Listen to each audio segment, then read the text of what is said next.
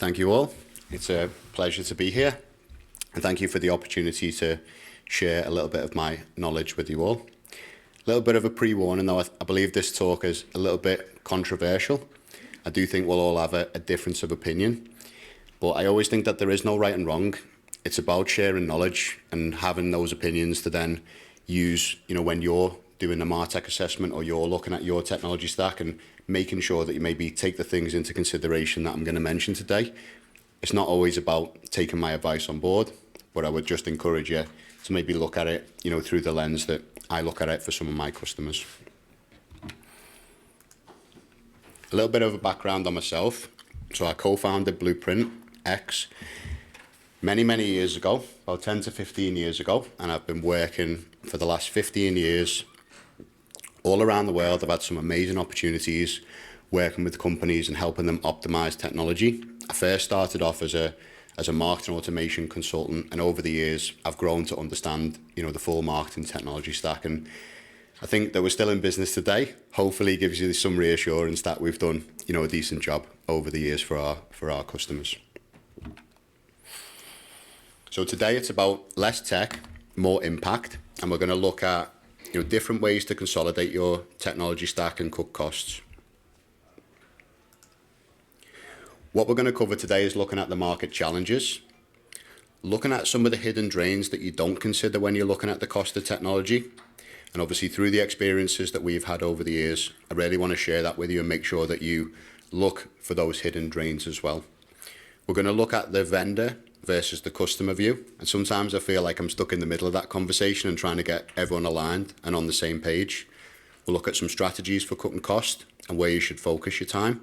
And we'll also look at MarTech roadmap and how you can optimize, consolidate, and hopefully drive results, for your businesses and achieve the goals that you've got, to help you, elevate yourself, within your career. So some of the challenges in the market.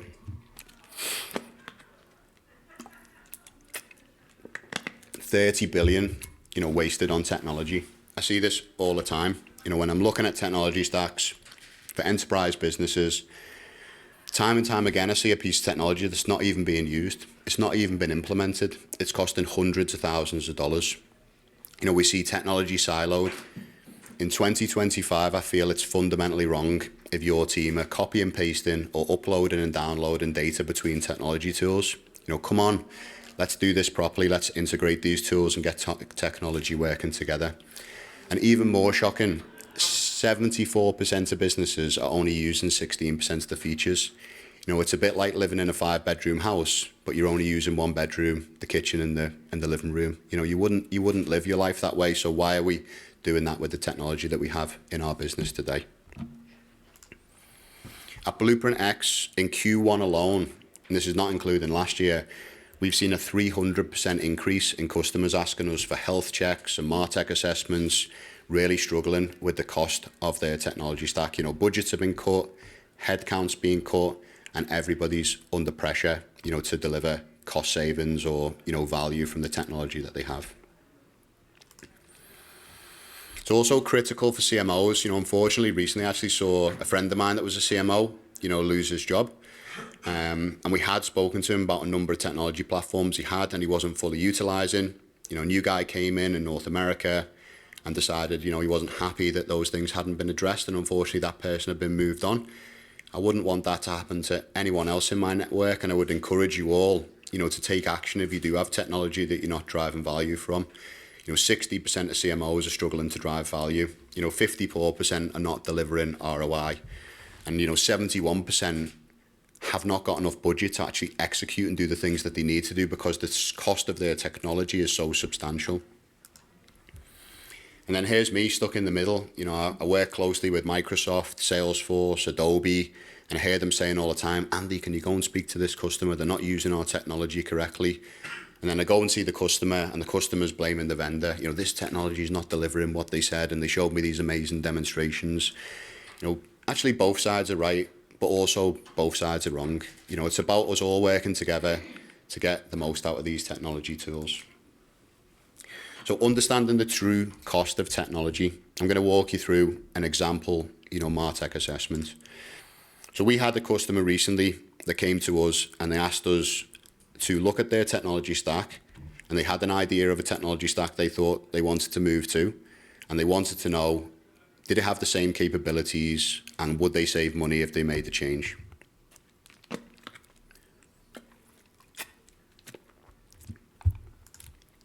So the customer had a market-leading technology stack. We've probably seen a lot of these tools before.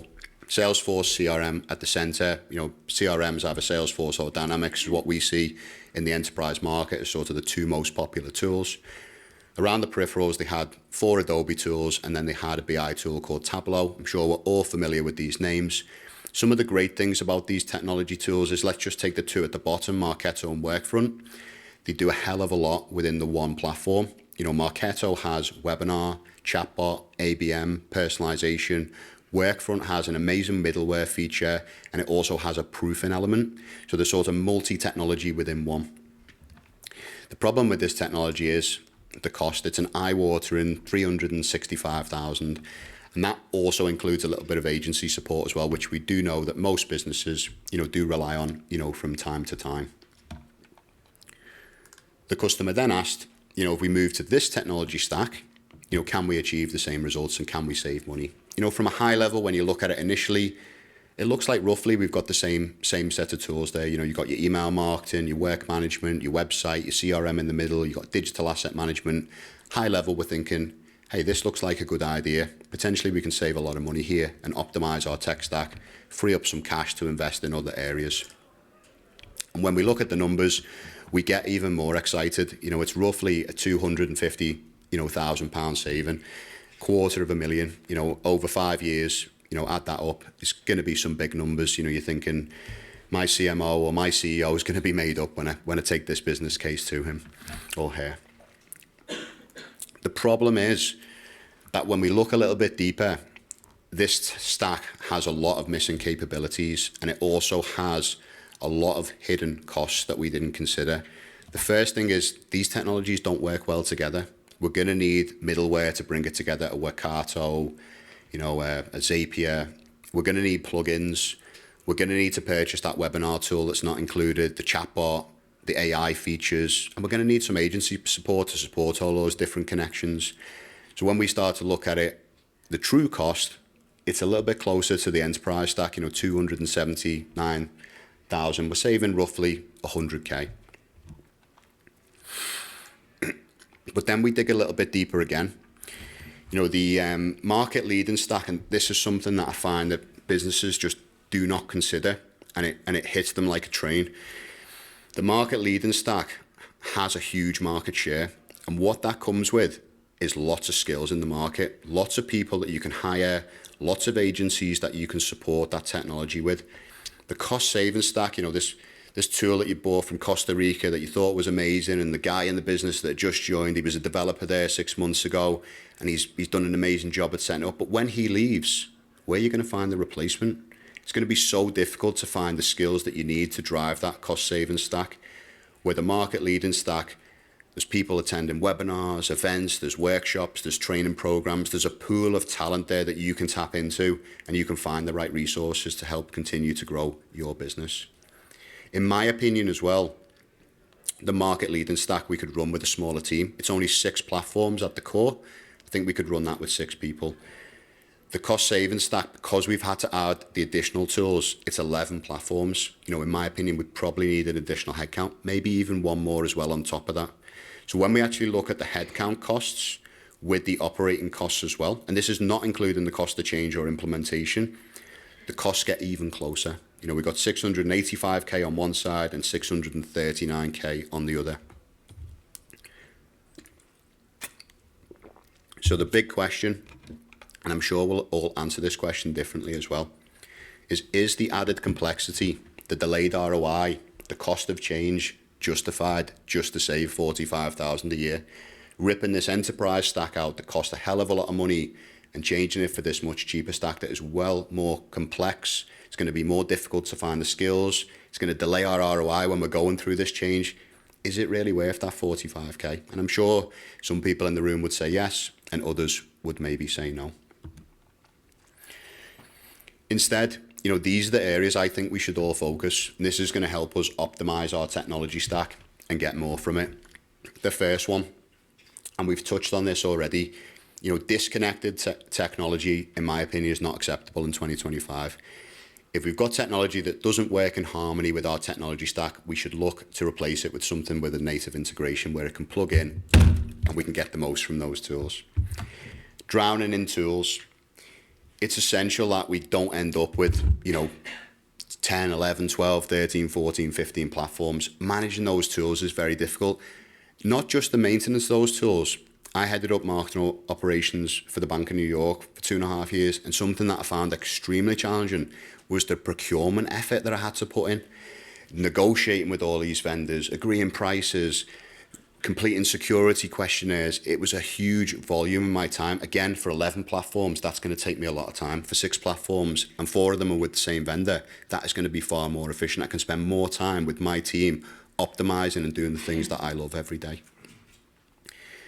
Expensive renewals as well. I think it's really important that if you're going to commit to a technology tool, commit to a multi-year deal, commit to a multi-solution deal.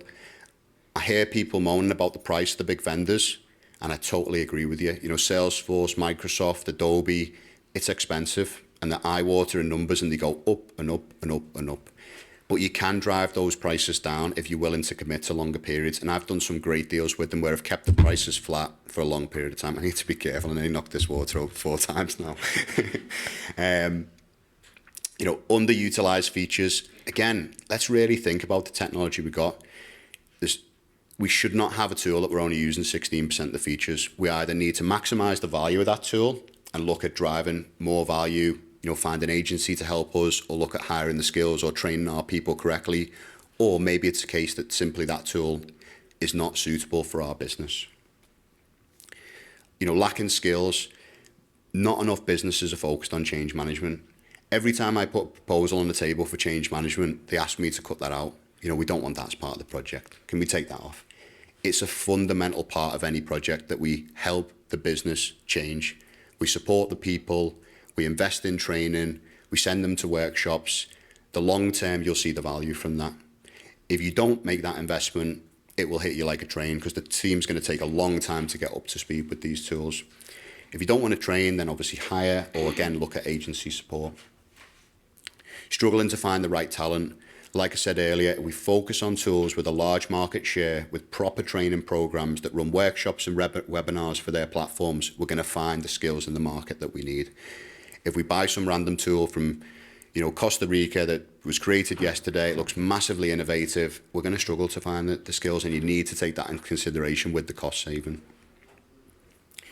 Misaligned technology. Again, I see this all the time. Does the technology that you have deliver the outcome that you want? If your business is just focused on something like transactional email marketing and it doesn't need to do personalization or hyper-segmentation, then just buy a cheap and cheerful email marketing tool. Don't buy a marketing automation tool with all these glamorous features. Make sure that the tools that we have are aligned to the outcomes that we want to deliver. I think too often we get excited about technology when we're in with the vendor and they're giving us these amazing demonstrations, but we forget we don't even need 50% of those things. So why invest in that technology platform? Let's find something a little bit more simplistic that can deliver in line with our objectives. Duplicate features. This is the one that I feel I'm banging my head against the wall. Time and time again, I go into businesses, we look at the technology stack, and there's duplicate features. I remember a workshop in London, professional service firm, CMOs asked me to come in. I'm drawing on the whiteboard. I ask about social applications. 3 people in the room put their hand up. There's 3 different social platforms that the business is unaware that they've all purchased in different marketing divisions across the business. Like, how has that happened? How has somebody not managed to wrangle that and got everyone focused on using one tool for a particular purpose? And also future-proofing. Again, one of the great things about the market-leading technology, if you sign a multi-year, 3 or 5 year contract, I can guarantee that the tool that you buy in year 1 will be different in year 5. It will have evolved with the market. But if you buy something a little bit cheap and cheerful that doesn't have the same investment and the amount of development resource that some of these big vendors have, it's not going to evolve in the same way. And potentially you're going to be looking at a rip and replace in 3 years' time. And again, it's the cost of change, the disruption, the delayed ROI. Too many businesses are focused on change. You know, I hear it all the time, let's change this platform, it's not working. But when I actually look under the bonnet, they've not even, you know, looked at using all of the features and functionality available. They're not even driving value from that tool. Recently, I was approached by a business.